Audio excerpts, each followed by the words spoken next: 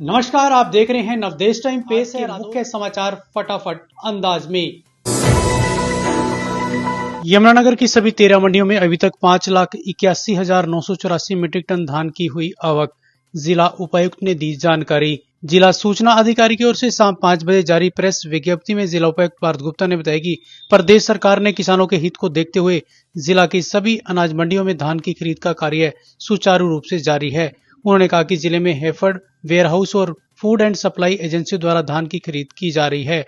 उन्होंने संबंधित विभागों को निर्देश दिए कि धान की फसल बेचने में किसानों को किसी प्रकार की असुविधा न हो। उन्होंने बताया कि अब तक जिला की सभी 13 मंडियों में 5,81,984 मीट्रिक टन धान की आवक हो चुकी है। उन्होंने किसानों से अपील की कि किसान मंडी में अपनी धान की फसल सूखा कर लाएं ताकि किसानों को फसल का सही समय पर उचित मूल्य मिल सके। डीसी ने सभी एसडीएम को निर्देश दिया कि अपने अपने क्षेत्र की अनाज मंडियों का समय समय पर निरीक्षण करते रहें, जिससे किसानों को धान की फसल बेचने में किसी प्रकार की दिक्कत का सामना न करना पड़े। प्रदेश सरकार द्वारा गन्ने के दाम में की गई बढ़ोतरी को भारतीय किसान यूनियन के जिलाध्यक्ष ने बताया नाकाफी।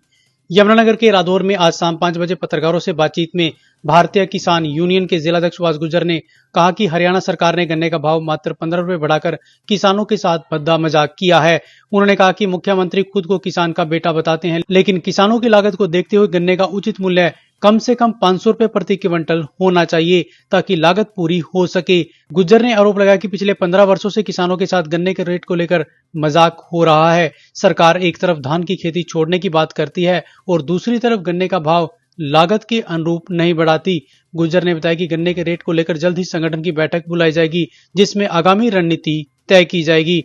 उन्होंने यह भी मांग किया कि शुगर मिलों के गन्ना खरीद केंद्रों पर कंप्यूटराइज्ड डिजिटल कांटे लगाए जाए ताकि गन्ने की सही तौल हो सके।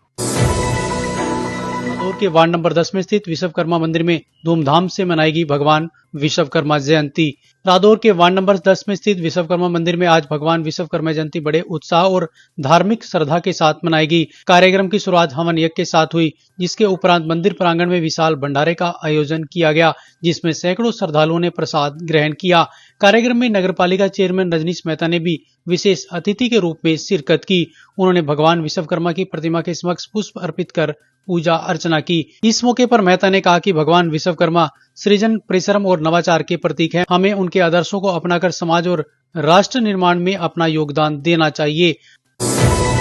यमुनानगर के कैंप स्थित पांचाल धर्मशाला में धूमधाम से मनाया गया विश्वकर्मा दिवस। मेयर सुमन बहमनी रही मुख्य अतिथि। यमुनानगर के कैंप स्थित पांचाल धर्मशाला में विश्वकर्मा दिवस समारोह बड़े उत्साह और श्रद्धा के साथ मनाया गया। कार्यक्रम में नगर निगम की मेयर सुमन बहमनी ने बतौर मुख्य अतिथि शिरकत की।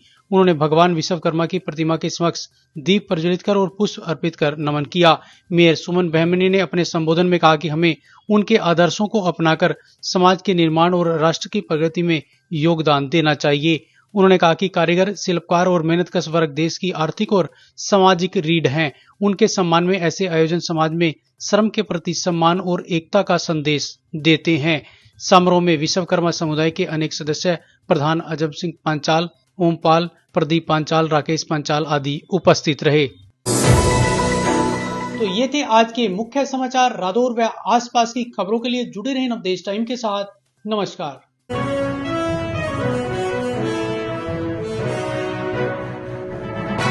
आप देख रहे हैं नवदेश टाइम्स, नई सोच, नया भारत।